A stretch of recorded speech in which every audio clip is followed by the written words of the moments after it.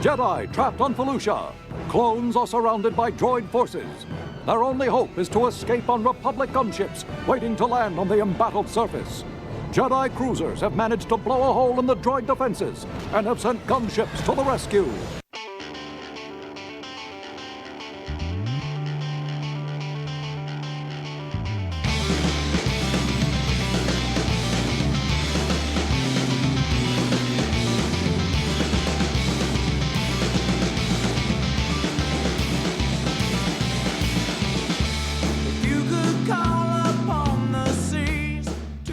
Ooh.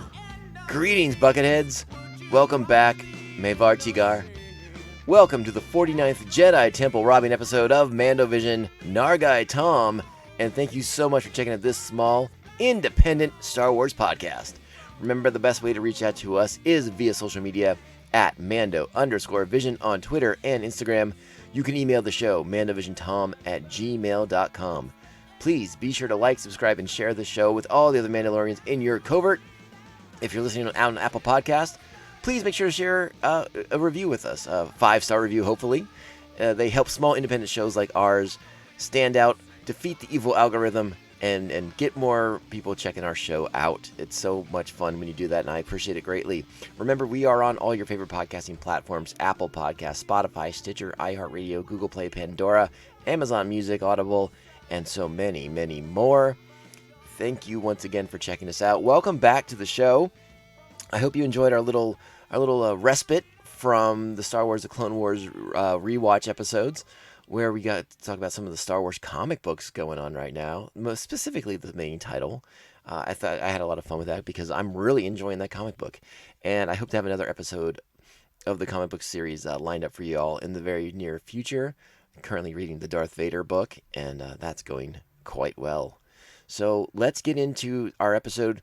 Big one today, in the sense that we've sort of have finished one objective, and now we're on to another. In one sense, we have finished season 1 of Star Wars: The Clone Wars, and now it's on to season 2. So before we get into it, you got to do what you got to do, and you know what time it is. It's time to strap on your buckets. Let's go. That was close. If those fighters got through, then our gunships can't be far behind. Prepare the troops to evacuate. Hey, all right. They're going to evacuate. We're going to start talking about the episode. Here it is, Season 2, Episode 1, Holocron Heist. Original air date October 2nd, 2009. All right, our plot for this episode. Darth Sidious commissions a bounty hunter to break into the Jedi Temple Archives. Pretty basic, bare-bones description, but that's exactly what happens. How about that? Our episode director this week, we got some familiar names for you. We have, directing this episode, Justin Ridge. This episode written by the great Paul Dini. That's very, very exciting. And for Season 2, Henry Gilroy and Scott Murphy both return as a series writer and supervising writer, respectively. Our voice cast for this episode. Corey Burton is Cad Bane / the Analyzer Droid. James Arnold Taylor does double duty as Obi-Wan Kenobi and Plo Koon. Matt Lanter as Anakin Skywalker. Ashley Eckstein as Ahsoka Tano. Seth Green steps into Star Wars as Toto the Techno Service Droid. Tom Kane is Yoda and the narrator. Flo DeRee is Jocasta Nu. D. Bradley Baker plays Ord Innocence. We'll talk a little bit more about him later. Gwendolyn Yeoh returns to the show, this time as Kato and the computer voice. And Terrence T.C. Carson as Mace Windu. And of course, the late great Ian Abercrombie as Darth Sidious. All right, our Jedi fortune cookie this episode: a lesson learned is a lesson earned. And it starts off. Listen, this is another episode that starts off with a lot of great action, and it's pretty important stuff. But I don't want to get into that just yet because I did want to spend a little bit more time talking about Cad Bane, because just as we closed out Season 1, introducing Cad to the audience for the first time, this is a reminder. When watching this episode is a reminder that even here in Season 2, we're still not telling stories in chronological order. So this episode takes place before the last episode that we saw from Season 1. This is sort of the first introduction, chronologically speaking, of Cad Bane, and as such, I thought it bore out talking a little bit more about his unique outfit. You can find this stuff online. I'm not pulling this from any unique sources, but I wanted to share with you guys because. Well, here, let me go ahead and talk about this, because He has equipment that's specifically designed to combat Jedi. All right, those breathing tubes that are attached to him, they feed oxygen to his windpipe in case the force, someone ever decides to force choke him. That sounds like it comes in pretty handy.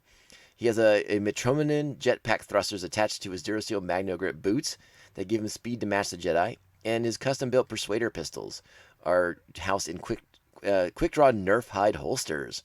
And his tunic is designed so that it will not impede him when he's attempting to draw down on anyone who gets in his way.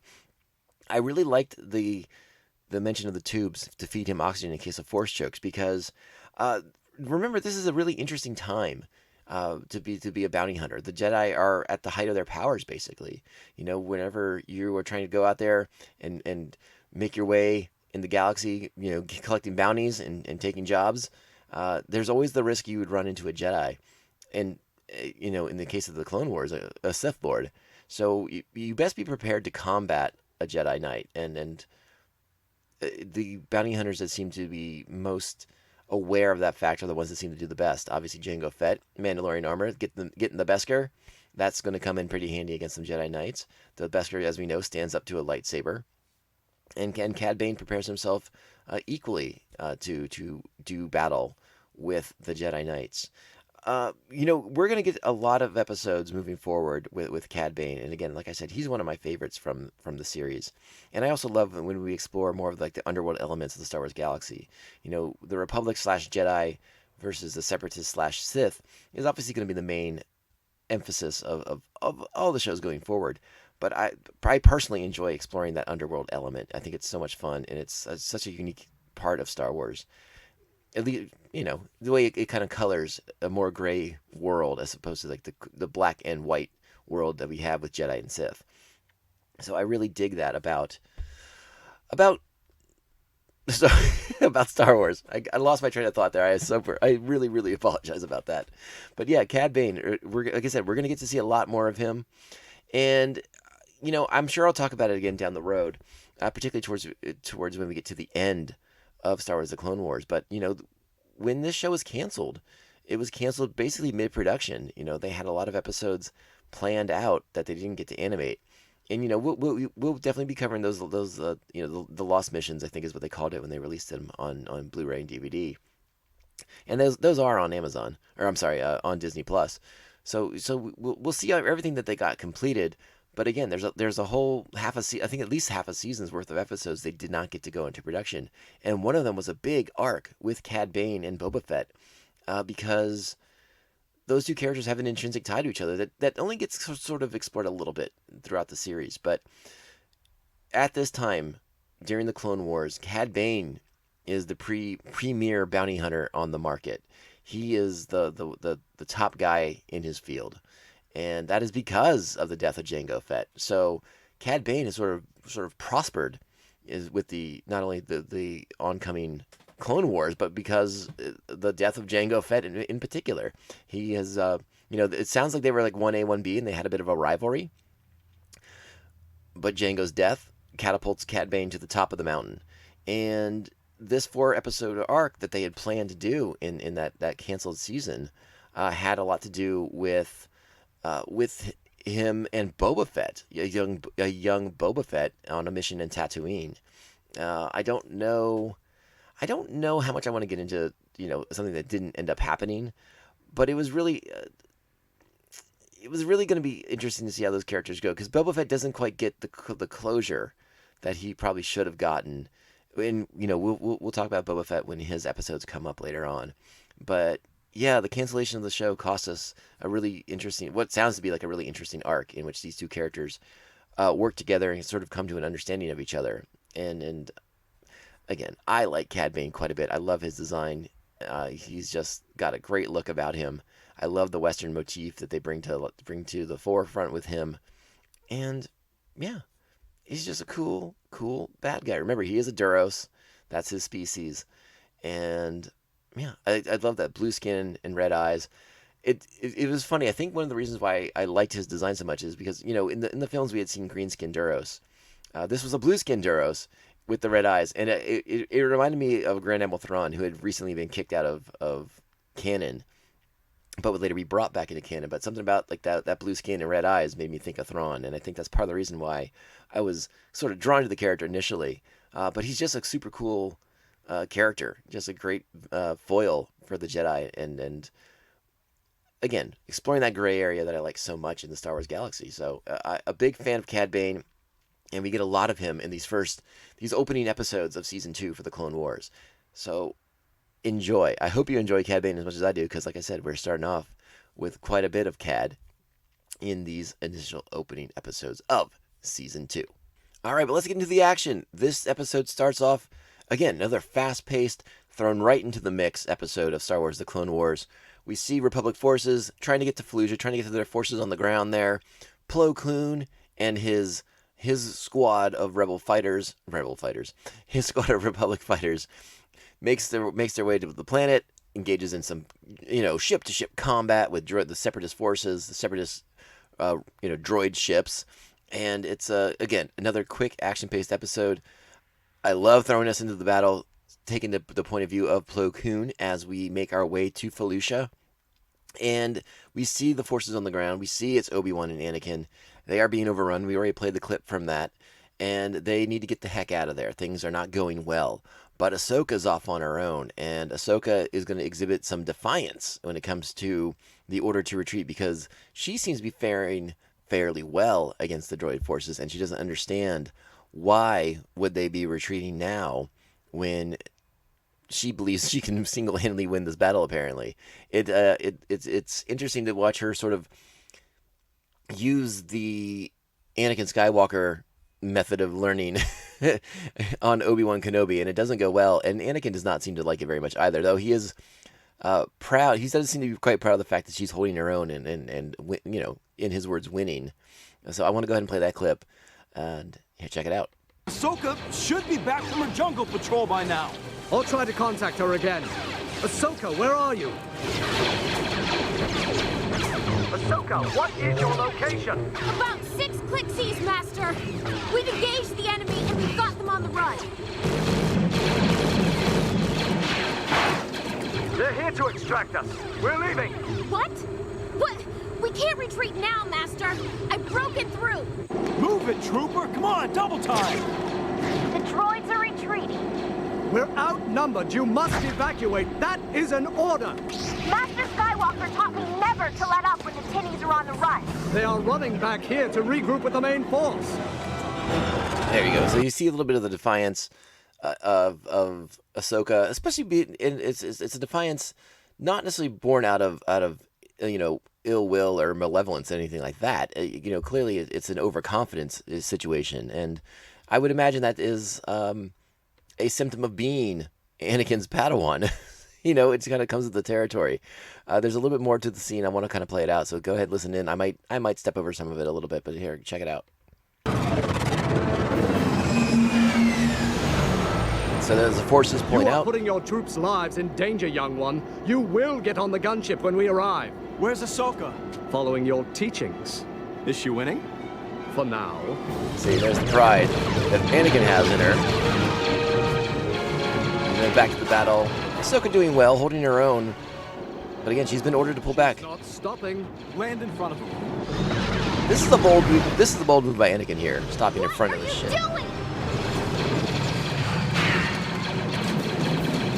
Get in the ship, now! Can't you see they're retreating? They're about to overrun you, Ahsoka. You just can't see it. Now follow orders and get in the ship. She's not happy to do so. That is very clear. But a bold strategy to park right in front of the other, between the droids and Ahsoka's forces. It was an interesting tactic. But Anakin not pleased with Ahsoka. Now here's the council meeting. Ahsoka, do you feel Master Kenobi's description of the incident is accurate? Yes, my masters. More to add, do you? I know I was wrong. I just got so caught up in my own success, I didn't look at the battle as a whole. I wasn't being disobedient, I just forgot. Masters, this incident is my responsibility. Because of Ahsoka's advanced abilities, I forgot how young she is. I gave her more freedom than I should have. That may be, but it doesn't excuse what happened on Felucia. I think she needs some time away from the battlefield. And they agree, and this is how this is where we find this is how we find Ahsoka in this episode. She is put on Jedi Archive sentry duty. Basically, she's just there to make sure nothing happens to the archive, right? And we get a little bit of a tour of the archives, which I think is really neat because the Jedi Archives is basically just and they say in the episode, Joe Castanew, the librarian of the Jedi, lays it out there for us. Like, this is like the greatest repository of knowledge in the galaxy. The interesting part about that is the public doesn't have access to it. So you kind of wonder, is this sort of almost like a Vatican museum sort of situation? Now, again, you can't tour the Vatican Museum, but you know the Vatican has a lot of stuff, and a lot of it is off limits to the public. And you wonder what sort of knowledge that is. What kind of information does the Vatican hide? Well, what kind of information are the Jedi hiding? It's just one of those things to think about. We live in a society where, again, many things are kept from us by our governments, and whether that's deserved or right is subject for some debate. But again, I don't want to go down that road. I don't want to make that comparison necessarily between our world and the Star Wars universe. But it is interesting to know that the Jedi are the great repository of knowledge from across the galaxy, from across the centuries. And now Ahsoka is going to be the one guarding it. This leads into the Holocron room, and we find out that only Jedi Council members are allowed to have access to the Holocron Chamber. And the introduction of the Holocrons into the main lore of Star Wars is really exciting for me as well. I mentioned on that comic book episode how the Star Wars comics themselves were a really big deal to me when there wasn't a lot of Star Wars going on. And the comics and the novels helped fill the gap before new content was being produced by Lucas and Lucasfilm, and the Jedi Holocrons were brought into existence in the comic books. It's from Dark Empire. Rick Veitch was the one who brought them to life with his pen, and to see them included, see them become part of the larger Star Wars galaxy, I thought was really, really cool and really, really exciting. So that's what we find Ahsoka doing in this episode, as she's sort of serving a penance for her actions on Felucia, for her overconfidence, her hubris, if you will, and even the defiance that she showed. So what I want to show you next is Cad Bane being contacted, so that we get to that point. We got to introduce Cad Bane, right? Let's see how this goes. Excuse the interruption. As I was saying, Bounty Hunter, I have need of your services. I'm listening. I need a Jedi Holocron. To get a holocron, I'd have to break into the Jedi Temple. It's impossible. Not to mention deadly. Perhaps your reputation has been exaggerated. I want a rogue-class starfighter with elite weapons, cloaking device, the works. Oh, and triple my usual rate. Your price is of no concern. I will also provide you with the means to get inside the temple. You've got a deal. Hey now, deal is struck. All right, pretty cool. So a lot happens in this episode, and we got a lot of ground to cover here. I think it's important to mention, again, if you're a fan of Star Wars, this isn't surprising information to you. But the next scene after that introduction there, where Bane takes the job, we go back to the Jedi Council.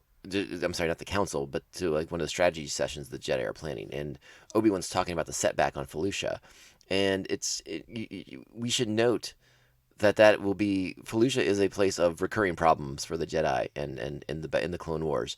That is also where when we go to Episode 3, to Revenge of the Sith, Felucia is the planet where Jedi Knight Aayla Secura is killed by her clone troopers with the execution of Order 66. So again, Felucia, one of those hotspots that doesn't go away throughout the Clone Wars. It will be a planet.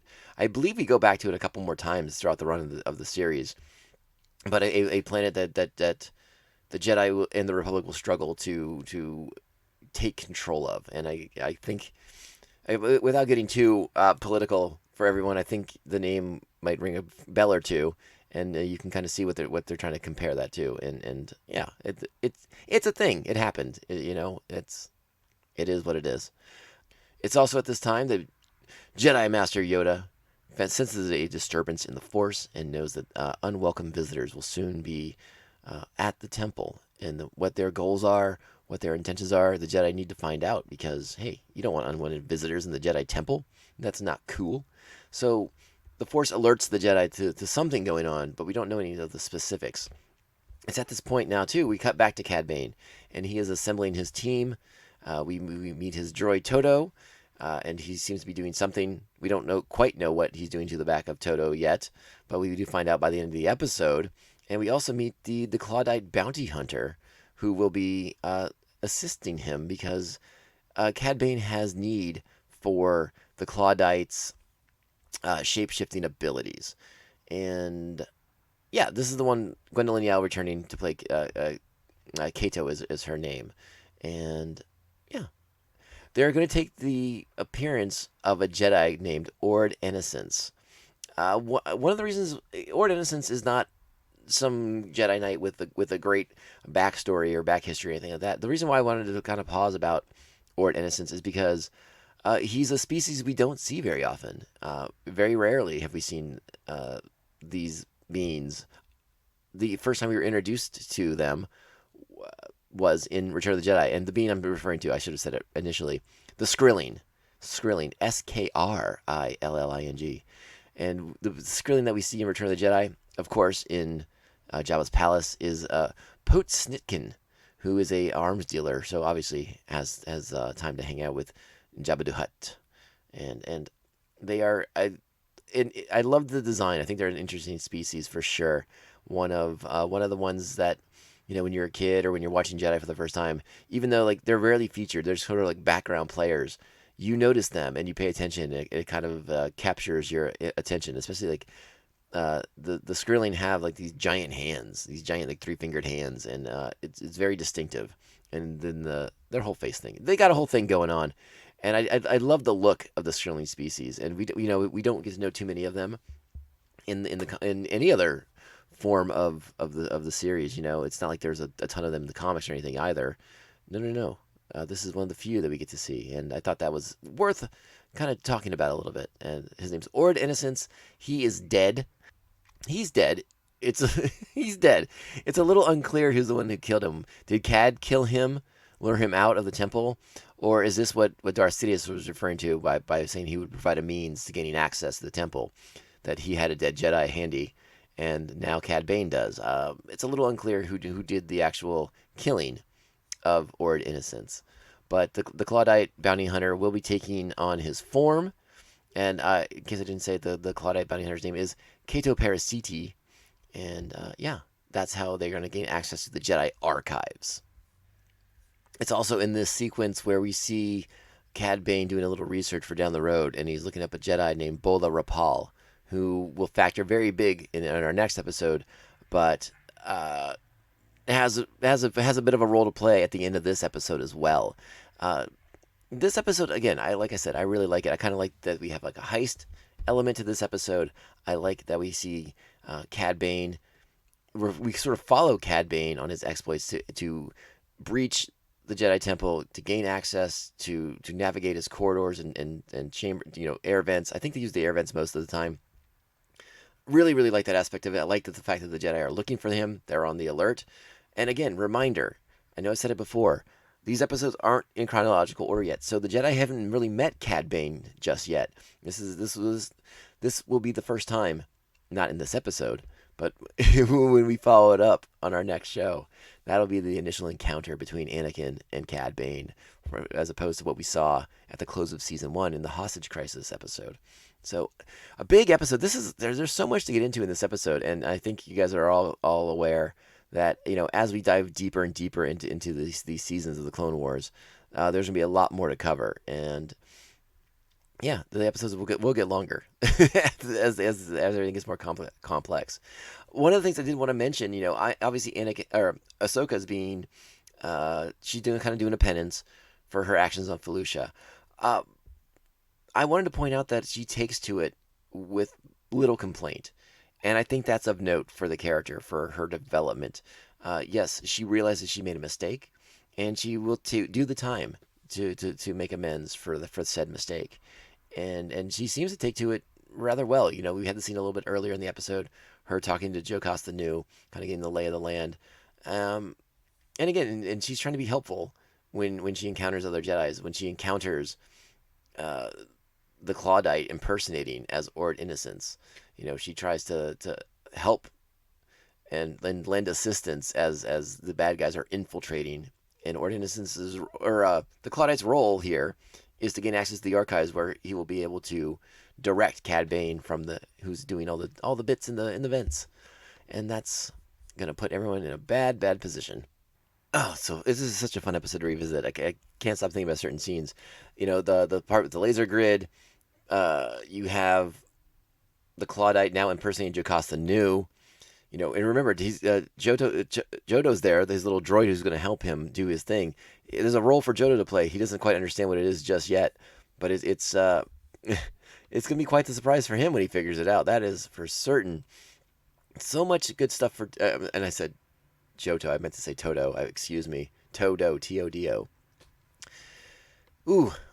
I like the misdirect in this episode. The Jedi are assuming that this is related directly to the Clone Wars, so they believe that these intruders are coming after vital troop movement information, deployment information, you know, codes to military operations and things like that. They don't even suspect that it has anything to do with the archives themselves and the holocrons until later on. So there's a lot of misdirect in here, and the plan of Cad Bane is really, I think, pretty darn good.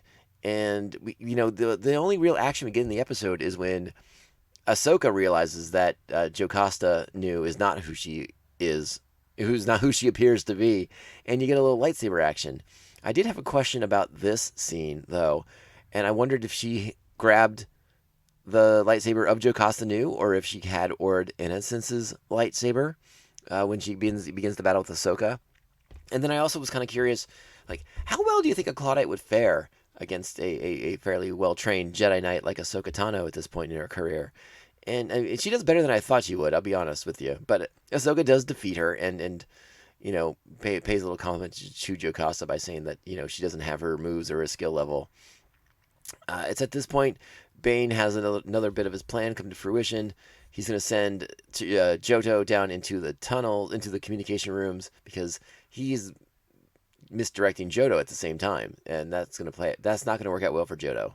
All right, I want to go ahead and play another little scene here, and this is again part of like the misdirect here and the Jedi's belief of why there would be intruders there and how it's more related to the war effort than it is to anything else. So let's go ahead and listen in on this one. Here we go. Anakin and Obi-Wan in the tunnels, in the vents, and getting a message from Ahsoka. Looks like you were right. Master Skywalker, I've captured the imposter disguised as a Jedi. She says the intruder's in the Holocron vault. A holocron is no good without a Jedi to open it. What are they up to? They must be trying to gain access to the communication center from the vault. Let's get in there. I'm not going to It be able seems like a bit of a leap, but again, the Jedi are so convinced that's what's going on here. This is based around gaining intelligence for the war effort. These are clearly separatists who are trying to gain that kind of information. It couldn't possibly be a robbery. And again, the classic misdirect of the criminal mind. And again, and Cad Bane showing how cunning he is, because he has, you know, he's treated Johto like he's going to be part of this whole thing, even though he doesn't really seem to understand his role necessarily. He's just going along with it. But we find out in the next few moments that Johto has a bomb planted on him, and he's there to try and if not kill the Jedi, then at least distract them so that he can make his escape once he gains access to the holocron that he's trying to retrieve. The other thing I wondered about is, you know, we get to the chamber here, and it's good stuff. It's beautifully rendered in a beautiful room, but I had questions like, how does Cad know which holocron he has to retrieve? There doesn't seem to be any sort of indicators or indications of which one he's specifically looking for, unless Sidious gave him just like the most clearest directions ever. That was the only thing I kind of wondered about with this scene, because like again, that room that the holocrons are housed in is very generic in a sense. You see the holocrons, but there doesn't seem to be much indicating what's what. I should have mentioned also, I did think it was a little humorous the way that Bane sets off that bomb to sort out the locking mechanism for the archive, but it actually convinces Anakin and Obi-Wan that they need to get to the communication center, despite the fact that they really just cut a hole into a tunnel and not like exploded it. Not great deductive reasoning by our Jedi heroes in this one, but we have to get to Bane getting the holocron. I mean, this is the big part of the episode right here, and this is where we find out that Jodo has got a bomb in him, and he's there to blow up the Jedi Council. Again, whether he's there to actually kill them or he's just a distraction is a bit of a different story, but I would say it's more of a distraction. It's more of a way for Cad to make his exit than it is for it to be a legitimate assassination attempt. And it's at this point that they begin to realize that as Cad Bane, disguised in a Jedi robe, is trying to make his way out of the temple now. So let's go ahead and play these kind of like final moments of the episode as they begin to realize what the heck's going on. Our war operations, it was never about. Come on, Changeling. We have a new home for you. What would someone want with a holocron? Wait. Bala Rapal. What did you say? Bala Rapal. That's who Bane's next target is. Some Jedi. What's wrong? Who's Bala Rapal? He is the keeper of the Kyber crystal, the data on which can only be read by holocrons. What's on the crystal? A list of every known Force-sensitive child in the galaxy.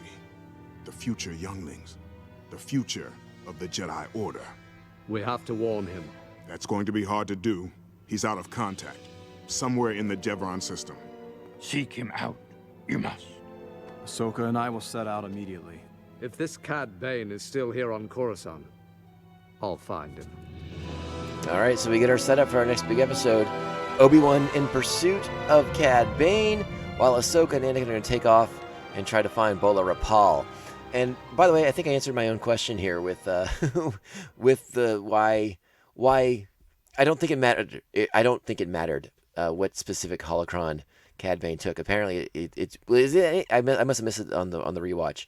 It was any holocron would do to read that Kyber crystal that has that information on it. So he probably could just grab any old holocron that he wanted, and that would serve the purpose of reading the Kyber crystal.